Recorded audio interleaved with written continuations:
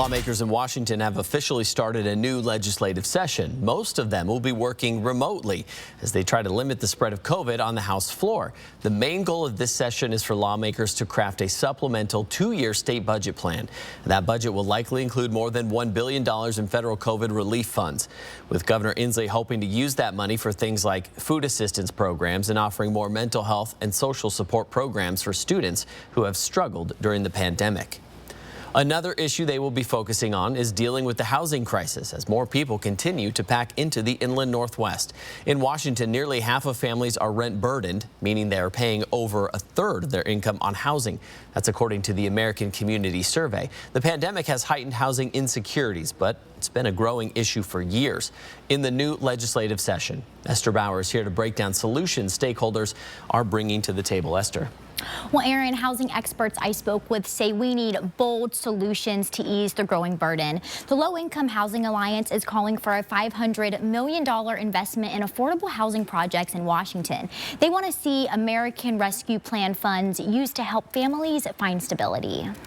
It's just really difficult. Paige Damaskos is a single mom of twin boys who knows firsthand how hard it is to find something affordable.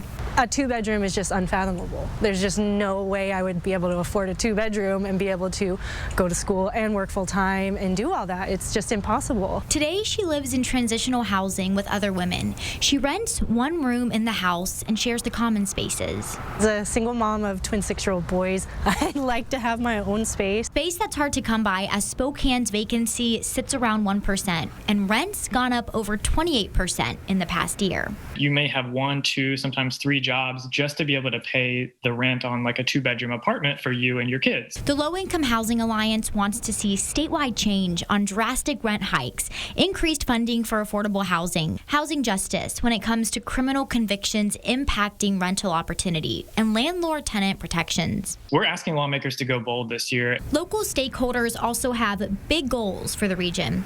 In Greater Spokane Incorporated's 2022 agenda, the Growth Management Act is a top priority. We're looking for a solution to how the Growth Management Act is run and operated in the Washington state that allows for local flexibility and local control and helps us build more homes so that we can address the critical housing shortage we have in our community. They're hoping for more local power about where we can build more homes to take pressure off parents like Paige, who is dreaming of better days ahead.